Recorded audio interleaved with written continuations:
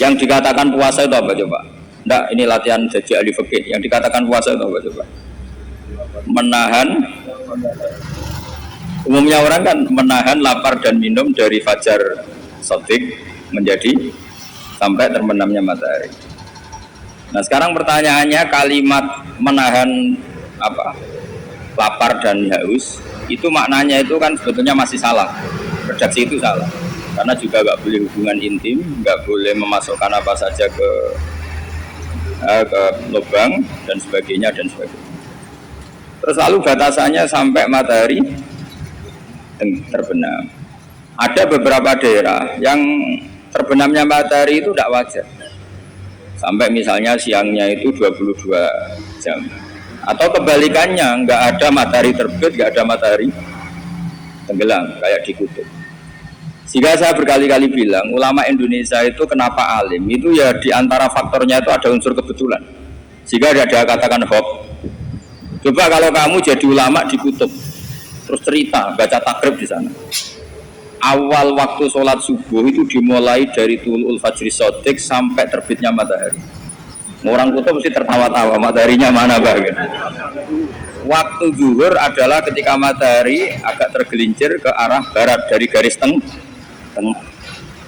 Wah yang bener aja, nggak ada matahari kok semua ukurannya matahari. Sehingga dalam ilmu falak astronomi diterangkan daerah yang nggak diliwati khotul istiwa, kalau dalam bahasa Indonesia disebut katulis istiwa, itu sebenarnya dari ilmu falak Arab, itu namanya khotul istiwa. Khotun itu garis, istiwa itu garis tengah. Khotul istiwa terjadi bahasa Indonesia katul istiwa. Kayaknya tidak mungkin lah orang Indonesia pertama ahli falak, mesti yang ahli dulu itu orang Arab, karena ilmunya dari Arab. Jadi dari kulaan terus dijadikan bahasa sendiri apa? Katulistiwa. Seperti Taj Mahal, itu dari bahasa Arab Mumtaz Mahal. Mumtaz itu spesial, mahal itu tempat. Bahasa Indonesia jadi apa? Taj Mahal. Itu kacau semua itu bahasa. Saya terangkan.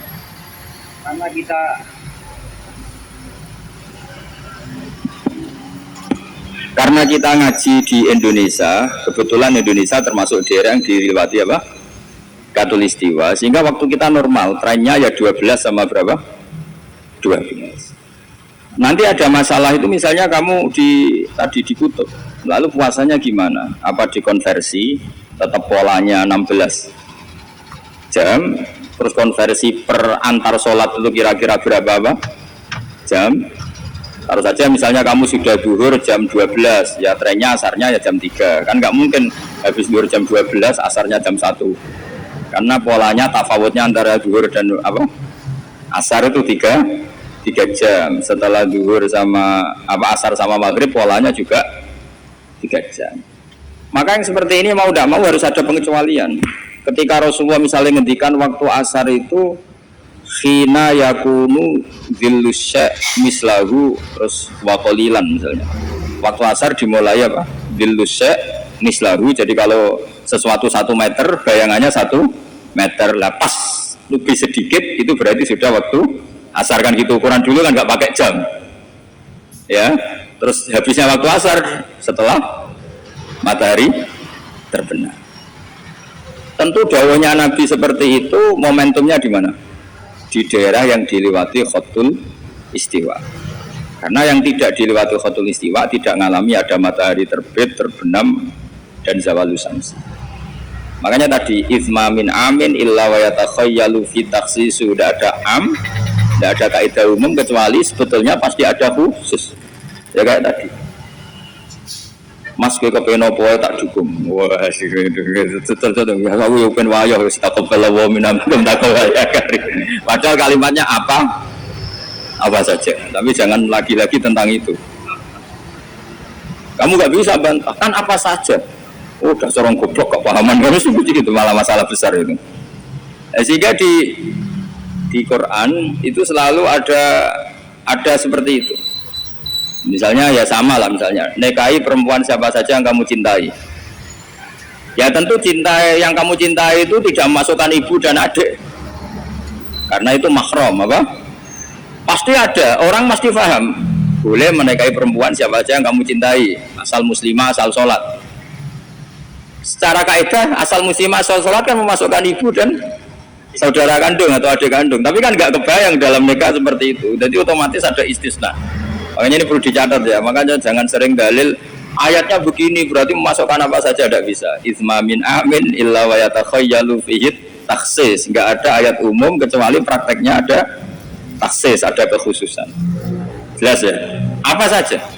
Misalnya gini, bohong itu haram, ya pasti tidak semuanya. Ada bohong itu wajib. Ada perempuan dikejar-kejar sama begal mau diperkosa, terus sembunyi di rumah kamu. Kamu wajib jujur apa wajib bohong? Wajib jujur apa wajib bohong? Wajib bohong. Kalau kamu jujur namanya kebodohan. Pak, saya tidak mau nengdi. Monggo temui di kulo jujur. Itu tidak jujur, itu goblok gitu. Ya ingat ya kaidahnya itsma min amin illa wa yatakhayyalu fihi takhsis. Sudah itu aja dihafalkan, nanti sudah pintar sendiri. Sudah itu aja. Apa? Itsma min amin illa wa yatakhayyalu fihi takhsis. Enggak ada kaidah umum kecuali di situ tersimpan takhsis atau aturan-aturan khusus yang terkecualikan. Itu pasti, itu otomatis. Karena enggak kebayang bahasa itu mewakili semua, itu enggak kebayang.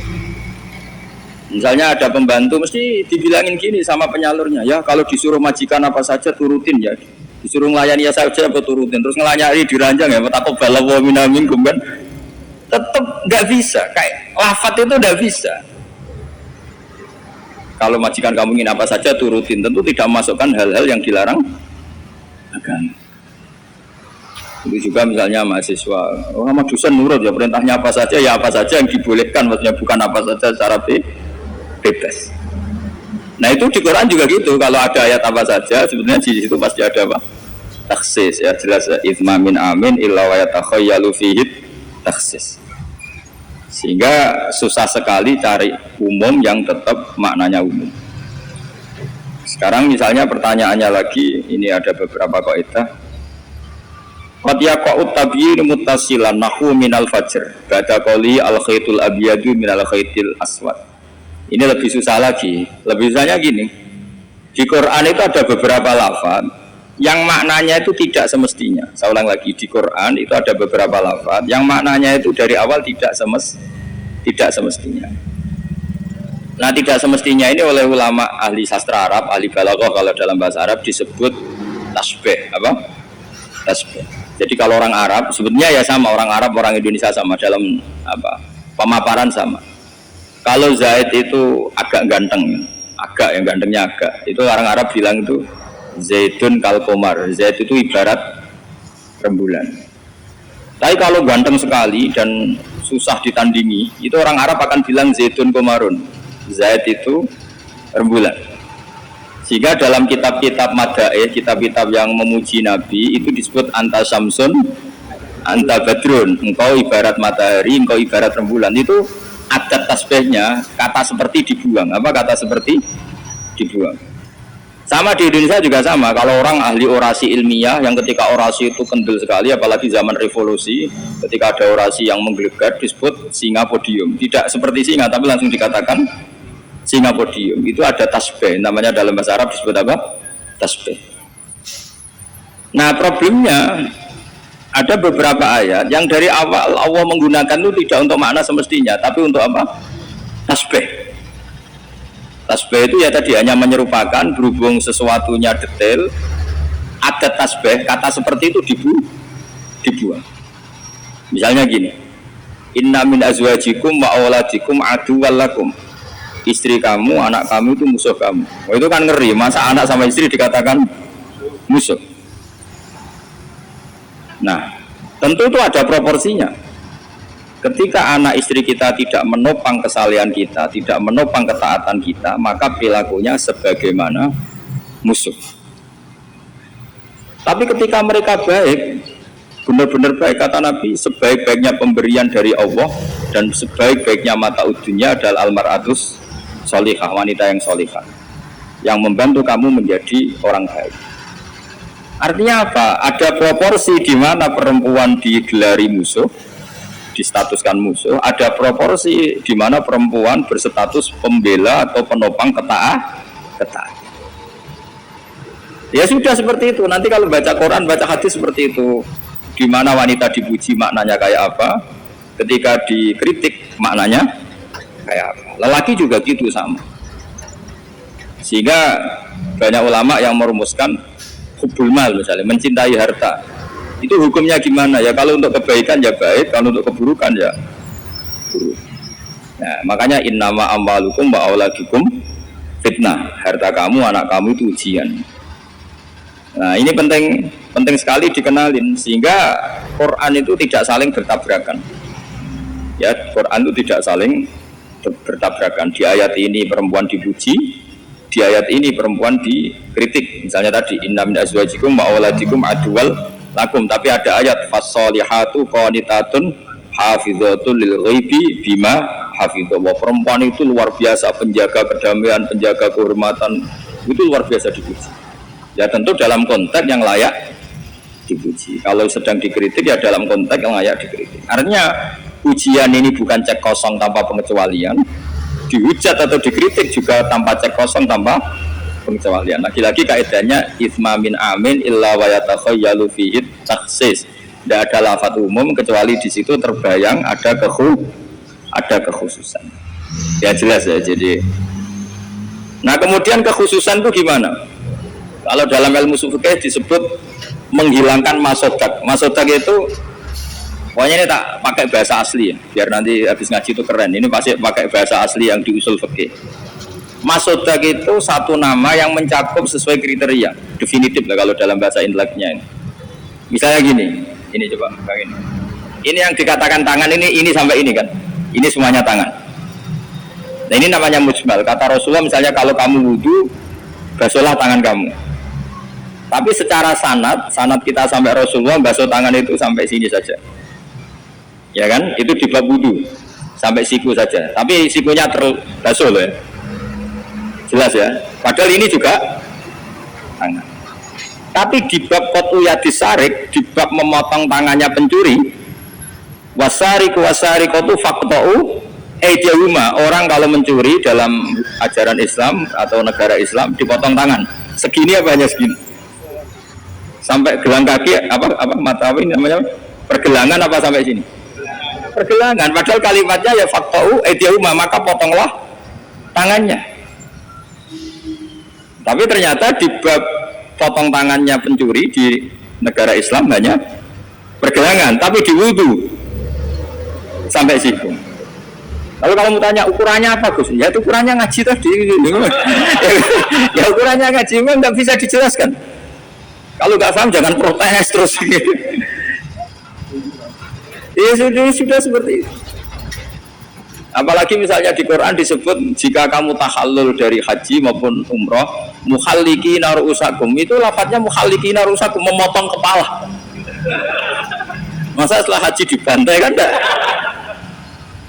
Nah itu ru'us di situ itu dengan makna apa? Rambut.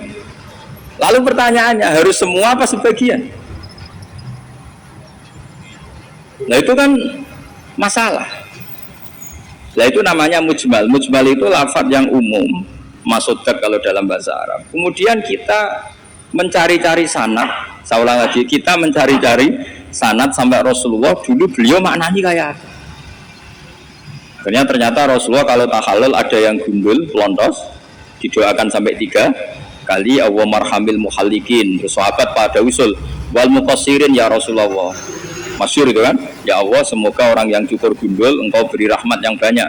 Sahabat yang nggak mau gundul usul wal muqassirin, juga yang cukur apa? Pendek. Nabi masih ngulang lagi wa marhamil muhallikin. Mereka protes lagi wal muqassirin ya Rasulullah, tapi Nabi masih nggak mau ngendikan apa? Nah, terus baru ketiga sudah disebut, baru yang terakhir bilang apa? Wal muqassirin, juga yang cukur pendek. Lalu ukurannya apa? Imam Syafi'i milih qadru'un mulatil asbu, sekadar apa? Ujungnya apa? Jari. Sehingga pokoknya kira-kira segini. Jumlahnya minimal berapa?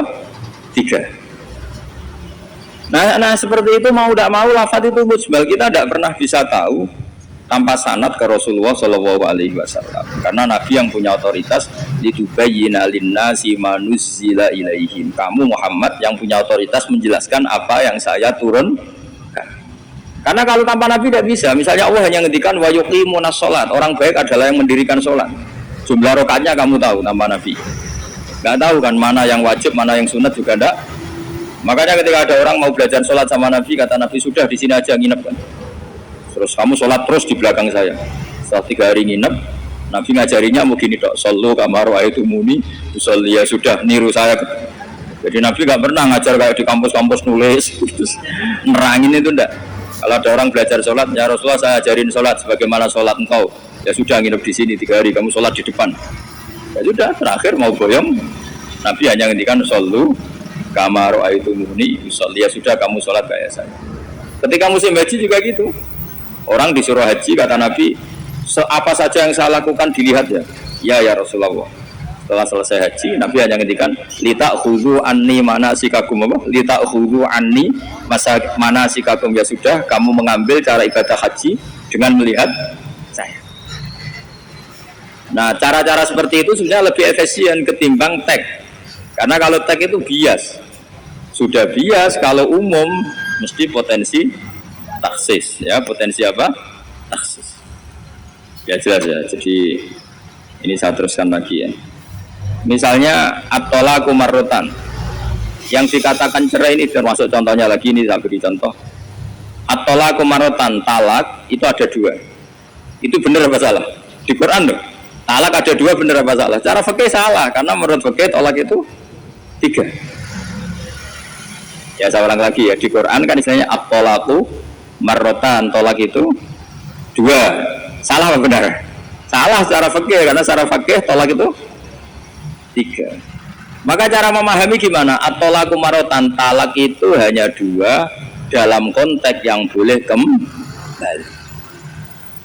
Karena setelah 3 itu nggak boleh kembali lagi sampai si istri dirasakan orang lain. Namanya apa? Mukhallil.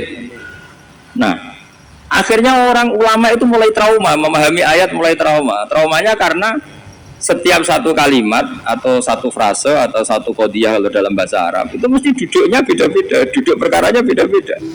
Di bab wudu tangan itu sampai siku. Di bab qat'u yadisarik memotong tangan pencuri hanya sampai pergelangan. Ya sudah, kalau tanya cara tahu gimana yang ngaji itu nggak bisa itu jelasin. Apalagi sebulan sekali gini, wah tambah. Yang ngaji puluhan tahun saja tidak mesti alim, apalagi sebulan apa? Sekali. Makanya itu bisa dipakai alasan. Kenapa ada alim? Kan sebulan sekali. Jadi kalau ditanya kenapa ada alim, kan apa? Sebulan sekali. Itu kan salahnya Gus Bah, ada mau ngajar tiap hari gitu. Ya jadi jelas ya. Jadi semua itu ada proporsinya. Misalnya ada ayat lagi la tudrikuhul absar. Keyakinan orang mukmin nanti di surga itu melihat Allah apa enggak? Enggak, keyakinan umumnya yang hadir di sini. Melihat kan? Tapi ada ayat la tudrikul absar. Allah itu tidak bisa tersentuh, bisa diliput oleh pandangan mata. Padahal di sebagian ayat wujuhu yauma idzin nadhirah ila rabbiha nadhirah. Orang-orang baik adalah wajahnya apa bersinar, nadhir itu maknanya bersinar pakai dot, ila rabbiha nadhirah, dan wajah-wajah itu nanti melihat Allah. Akhirnya yang pakai dot ya. Jadi kalau pakai dot itu apa? Bersinar, wujuhu yauma idzin nadhirah, terus apa? Ila rabbiha nadhirah. Nah, akhirnya ulama cara berpikir gini. La tudrikul absar wa huwa yudrikul absar wa huwal latiful khabir. Meskipun kita melihat Allah itu tidak mungkin ikhata. Ikhata itu terus paham detail. Ya, paham apa? Detail. Karena bagaimanapun Allah itu qadim. Qadim itu la yutakayyaf. Enggak kebayang. Apapun hebatnya kita, perangkat kita ini semuanya profan, semuanya hadis. Sementara Allah adalah zat yang tidak terbatas. Sehingga ya sudah, kita tidak akan melihat secara utuh, secara sempurna sampai kita paham. Tapi seperti itu sudah bisa dikatakan melihat. Paham ya? Misalnya Anda melihat Merapi dari jauh, sudah bisa dikatakan melihat. Tapi jangan disuruh detail, pohonnya apa saja. Nah itu kan nggak ngerti detail. Ya kira-kira gambarannya seperti itu. Jadi la tudrikul absor ada makna khususnya, yaitu sampai menguasai, sampai memahami. Ila rabbiha nadhirah, ya melihatnya sampai apa sih kira-kira? Ya sudah seperti itu. Makanya semua kalimat ngendikane semua ulama, semua kalimat itu proporsional. Kamu bilang mencintai istri, sama ibu ya bilang mencintai, sama teman yang kamu cocok ya mencintai. Lalu makna mencintai itu gimana coba? Mencintai ibu ada maknanya sendiri, mencintai istri ada maknanya sendiri, terus mencintai simpanannya yang repot. Itu maknanya juga sendiri lagi. Mencintai teman sendiri lagi, mencintai uang maknanya ya semuanya dengan kata mencintai. Misalnya orang mukmin disebut walladzina amanu asyaddu hubbalillah, orang mukmin itu sangat mencintai Allah. Kalau mencintai Allah itu dengan mencintai manusia itu beda, aturannya juga beda. Kata para ulama, kalau Allah itu suka kalau dimintai. Tapi kalau kamu mencintai seseorang, kamu sering minta, wah itu istaqballahu minna. Jadi Allah itu suka apa? Allahu yaghdabu in tarakta su'alahu wa banu adama yaghdab. Jadi Allah yaghdabu in tarakta su'alahu. Allah justru tersinggung kalau orang yang mencintai dia kemudian tidak sering-sering minta. Tapi kalau Bani Adam semakin sering dimintain malah nafsu ya, malah tersinggung, malah capek. Jadi sama-sama kalimatnya juga mencintai.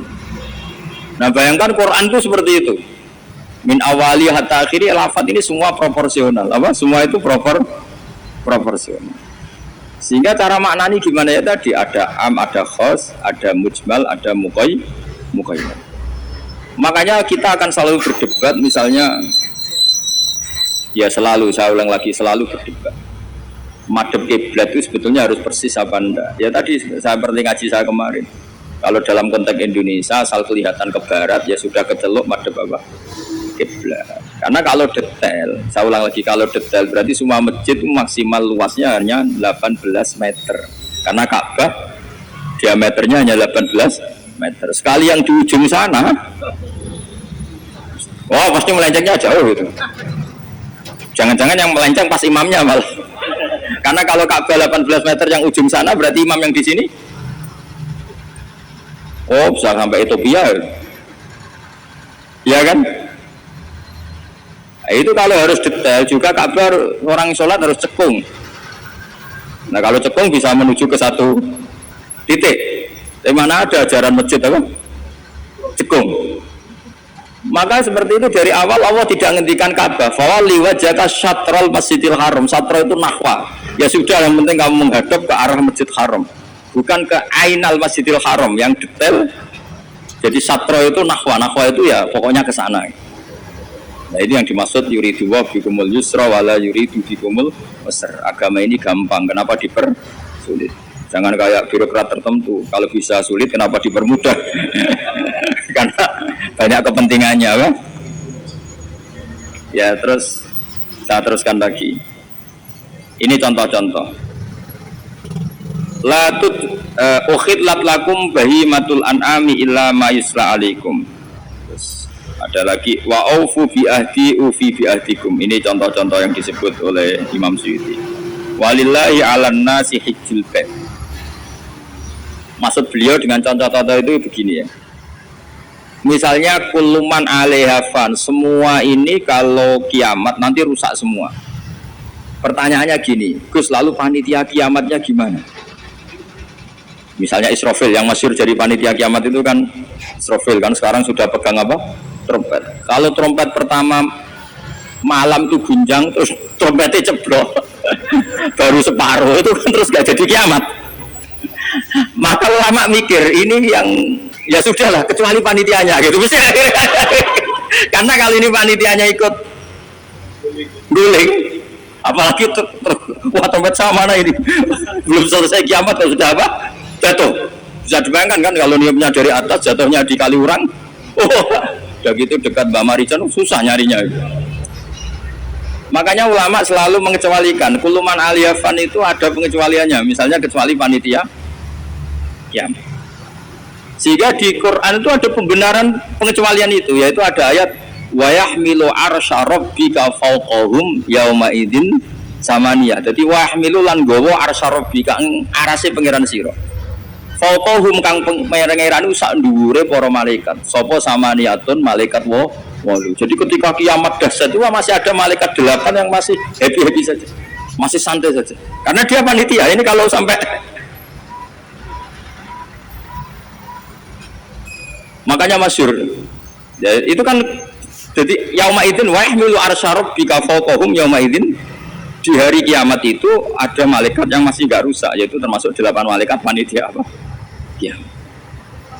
Maka Israel itu semoga ikut ngaji di sini. Israel itu kacaunya itu dia tahunya itu terlambat, masyhur itu setelah orang mati semua nanti di kiamat. Kamu sudah tahu sudah mati.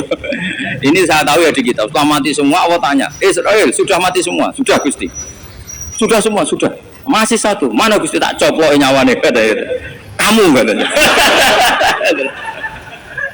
Wah, setelah itu Israel sudah cabut sendiri nyawa kamu. Itu kesakitannya Masya Allah. Tapi dia sekarang belum tahu. Kalau itu sakit belum tahu. Sekarang itu belum tahu. Makanya semoga dengarin supaya tahu. Orang sakit gimana sakit Gusti, sakit sekali. Terus Israel bilang gini, kalau saja saya tahu kalau dicabut nyawa itu sakit, saya tidak main coba cabut. Ternyata sakit. Pakai cara apa saja. Jadi dia itu nanti nyesalnya nanti. Sekarang belum tahu, makanya terus masih main cabut aja itu.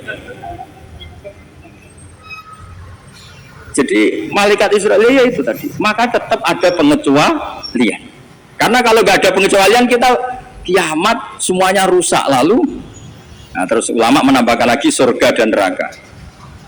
Surga dan neraka itu juga termasuk ketika kiamat nggak ikut rusak. Karena kalau rusak, lalu nanti orang-orang ini ditampung di mana? Kamu tahu kan para nabi sekarang posisinya di mana? Surga. Para syuhada, kalau ini ikut rusak, konstruksinya kan kacau semua. Jadi para syuhada, utamanya para nabi kan dijamin sudah di surga sekarang, enak-enakan, serba nikmat. Kemudian ada kiamat, gempa hancur lagi. Berarti kalimat surga enak-enakan kan keliru. Maka ada pengecualian lagi, termasuk surga dan neraka. Lah itu fama min amin illa wa yatakhayyalu fihi taksis. Ya, ini makanya ini pentingnya ngaji ulumul Quran ya. Bagaimanapun UI itu didirikan para ulama dulu. Mulai dari ulama NU, Muhammadiyah semuanya ikut mendirikan apa? UI. Dulu yang mendirikan ya Kiai Haji Wahid Hasyim, Mas Mansur dari Muhammadiyah, semuanya ulama. Harusnya sekarang ya selalu punya ulama, harusnya. Kalau tidak bisa harusnya ya akhirnya ngontrak ulama, lucu kan ulama. Ulama kok kontrak anu kan aneh. Makanya harusnya itu punya kader sendiri. Ini yang guru-guru VAI ini yang wajib itu. Insya Allah. Ya saya teruskan lagi ya. Jadi lafaz-lafaz yang butuh penjelasan kayak ihdinas siratal mustaqim, tunjukkan kami jalan yang lurus. Tentu butuh penjelasan. Penjelasannya apa? Siratal ladzina an'amta 'alaihim, jalan mereka yang telah Engkau beri nikmat. Juga sama walillahi 'alan nasi hijjul bait. Semua manusia diwajibkan Allah haji. Lalu kan tidak mungkin semua manusia punya kemampuan. Akhirnya diberi penjelasan manistato'a ilaihi sabila, yang punya kemampuan kesana. Jadi itu menunjukkan dari sekian kalimat itu kata Imam Suyuti pentingnya mengkaji. Kalau mengkaji am harus sekaligus mengkaji mukhosisnya yang menentukan kalimat itu. Kalau ngaji mujmal lafadz yang bias langsung mengkaji mubayyinnya, penjelasannya kayak apa. Ibarat pasal-pasal di KUHP lah. Kalau belajar pasalnya harus belajar ayat-ayatnya supaya tahu detail. Kalau enggak ya kayak tadi persatuan Indonesia berarti bikin partai yang berbeda melanggar Pancasila karena silanya persatuan. Oh kacau kalau gitu. Nah kira-kira seperti itu lah lafadz am kalau difahami liar ya kira-kira kayak seperti itu. Makanya saya berharap jangan mudah menvonis karena tidak segampang itu. Misalnya Nabi sering ngendikan laisa minna man khasyana, tidak termasuk umatku orang yang menipu. Ya ternyata ketika menipu itu tidak perilaku atau cerminan sebagai umatnya Nabi, tapi ya dalam hal menipunya saja. Tapi kalau ketika dia pas sholat, pas zakat, pas baik, ini cerminan umatnya Nabi. Jadi laisa minna efitil kal khoslah, itu semua ulama menafsirkan efitil kal khoslah. Dalam hal itu dia tidak cerminan umatnya Nabi. Tapi di hal-hal yang lain cerminan umatnya. Karena tetap fama ya'mal mithqala dzarratin khairan yarah wa may ya'mal mithqala dzarratin syarran yarah. Artinya yang baik ya baik, berarti cerminan umatnya Nabi. Misalnya kayak orang tukang nipu, tapi ternyata ya tukang sholat, tukang zakat, tukang puasa, ya sudah pas tukang baik cerminan umatnya Nabi, pas tukang buruk ya cerminan temannya setan lah kira-kira gitu. Tapi jangan langsung wah sudah ini setan tok, ya keliru kamu, dia kan punya sisi baik. Ya sudah seperti Quran saja, baik ya roh, syarron ya roh, artinya semuanya ada catatannya sendiri. Fa may ya'mal mithqala dzarratin khairan yarah wa may ya'mal mithqala dzarratin syarran yarah. Ini saya baca lagi ya. Qala Ibnul Hassar minan nasi man ja'alal mujmal wal muhtamil fi izai syai'in wahid. Qal was-shawab annal mujmal al-lafdu al-mubham alladhi la yufhamu al-muradu minhu. Wal muhtamil al-lafdu al-waqi' bil wad'il awal. Ya, kalau mujmal itu lafaz yang global. Kalau muhtamil itu lafaz yang kayak iya kayak tidak. Saya ulang, kayak iya kayak tidak.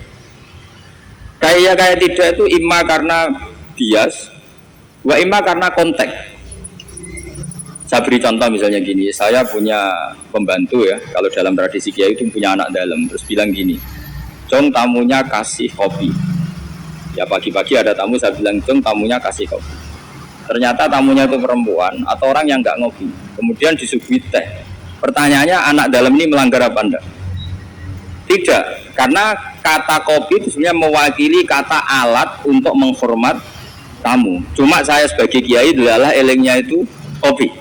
Jika kopi itu bukan ibaratun anil kopi, anil kohwa, tapi ibaratun amma yukri bihid doifa. Itu memang harus ngaji. Seperti itu kalau nggak ngaji nggak bisa. Saya melafatkan kopi itu adalah implementasi dari yang penting ada yudhibunugati, bukan dengan makna kopi hitam. Sehingga misalnya tamunya kok disuguhi sprit, kebetulan dia milih sprit atau milih teh, saya juga sudah senang karena pembantu saya berarti sudah pinter, yaitu menghormat. Jelas ya. Ya sehingga kata itu sering nggak mengikat dalam agama. Sama seperti Rasulullah ketika bilang gini, "Ya Mu'ad inni uhibbuka." Mu'ad, kamu, saya senang kamu, kata Nabi. "Ya Mu'ad inni uhibbuka," saya senang kamu.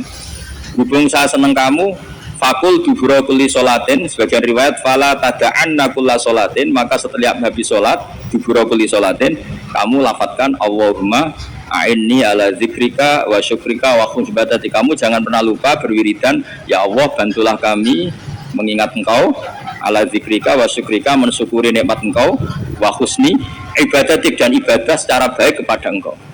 Pertanyaannya, ketika Nabi nyebut Mu'ad itu sebagai orang hanya Mu'ad, apa sebagai umat yang harus dilatih? Umat yang harus dilatih, sehingga siapapun boleh pakai wiridan itu.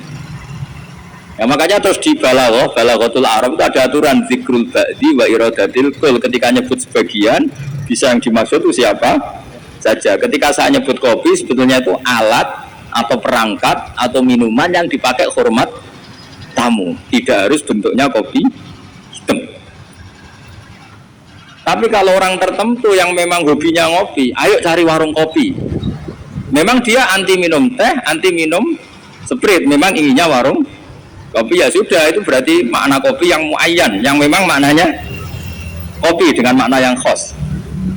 Jelas ya. Nah, bayangkan Quran dan hadis itu potensi seperti itu ada. Makanya potensinya itu lafadz itu muhtamil, bisa iya, bisa tidak. Nah, di sini ini pentingnya ngaji. Jadi sehingga ketika Allah ngendikan rijal sekalipun lelaki, kadang maknanya memasukkan perempuan. Misalnya gini, kalau kamu ngaji ilmu nahwu, hudal lil muttaqin, alladzina itu jamak untuk lelaki atau perempuan?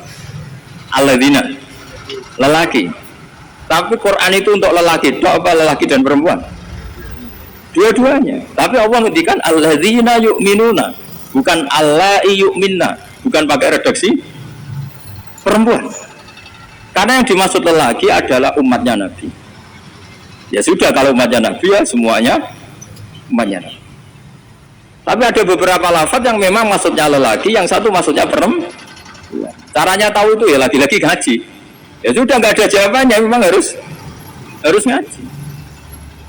Nah itulah di Quran tuh banyak ada lafadz mujmal, ada lafadz mustamil. Saya beri contoh lagi bab zakat. Ini yang paling pokok bab zakat karena ini terkait fikih. Rasulullah itu menzakati tamernya. Tamer itu kurma. Ya, tamer itu maknanya apa? Kurma. Itu oleh semua ulama fuqaha, semua ahli fikih dunia mengatakan makanan pokok. Jadi yang wajib dizakati itu tanaman, makanan pokok. Karena apa? Ya kalau nuruti sunnah Rasul persis, orang Indonesia ora wajib zakat. Karena Nabi hanya menzakati kurma. Di Indonesia enggak ada. Iya, enggak ada. Jadi ketika Nabi mengatakan tamer, saya ulang lagi ya, ketika Nabi mengatakan kurma maknanya apa? Zakatilah sesuatu yang sebagai makanan pokok, makanan khas atau makanan pokok daerah itu. Sehingga kita yang menzakati padi. Paham ya? Orang tertentu kan itu. Sama seperti cung nak peduli tamu sarungan. Ternyata sarungnya itu basah. Wah daripada basah katoan cekak ya tidak seperti itu. Sarung adalah ibaratun pakaian yang dianggap sopan dalam tradisi santri. Ketika sarungnya basah penggantinya juga celana, jangan celana pendek. Karena kalau celana pendek tidak mewakili kesopanan. Jadi kalimat itu bisa diganti cung nemuin tamu dengan kesopanan. Di antara gambarannya pakai sarung, maka sarung bisa diganti celana. Tapi nggak bisa diganti celana pendek karena itu nggak cerminan sopan. Sama cung tamu saya kasih kopi tentu bisa diganti teh, diganti sprit, paham ya? Tapi nggak bisa diganti toa, paham ya? Karena itu nggak cerminan, jenisnya terlalu jauh apa? Jenisnya apa? Terlalu jauh ya. Jadi ini jelas ya, jadi kalimat-kalimat itu potensinya mujmal, potensinya itu muhtamil atau muhtamal. Wal farqu bainahuma annal mujmal yadullu ala umurin ma'rufah wal lafdhu mustarakun mutaraddidun bainahuma wal mubham la yadullu ala amrin ma'rufin ma'al qat'i bi anna syari' lam yufawwid ahadin bainal musal bi khilafil muhtamil atau muhtamal. Jadi ya seperti itu semua. Saya contohkan yang gampang itu yang fikih saja ya. Misalnya orang disuruh sholat, sudahlah kamu sholat saja. Ya tentu kalau waktu zuhur pikiran pertama itu ya sholat zuhur. Kalau waktu asar itu ya jangan babah kalimatnya gini, cung kamu sholat waktu zuhur sholat apa saja, qobliyah masjid atau tahiyat masjid, yang penting kan sudah sholat. Jadi semua kalimat itu pasti proporsional ya, semua kalimat itu pasti apa? Proporsional.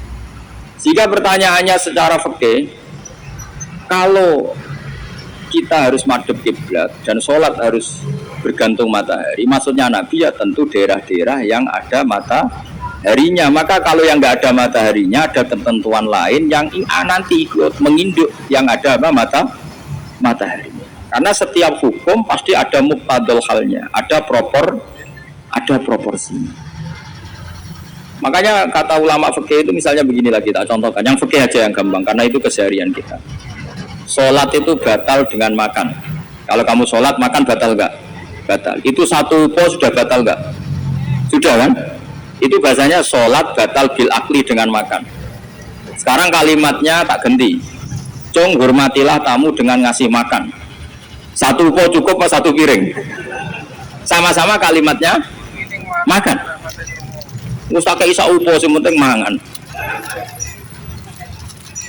Tapi misalnya di bab sholat kok kamu babkan kayak menerima tamu ya kacau. Sholat itu batal dengan makan. Oh nak saupo orang mangan. Sehingga mangan ya sak. Jadi di bab sholat batalnya makan itu cukup saupo. Tapi di bab hormat tamu minimal sabirin. Kalimatnya sama-sama makan. Sama seperti yang saya ceritakan tadi, di bab wudu tangan itu sampai siku. Di bab qotuyah disarik hanya pergelangan. Padahal ayatnya ya tangan faktau aydiyahuma. Padahal pergelangan bahasa Arabnya itu ku apa? Alku. Itu bab-bab yang oleh ulama disebut nanti kalau kamu ngaji Quran, kamu harus hati-hati karena ada lafaz mujmal, ada lafaz muhtamal, ada ada fas. Ya saya kira demikian, nanti pengajian berikutnya nanti apa dicari, nanti tak umumkan pas ngaji aja. Assalamualaikum warahmatullahi wabarakatuh.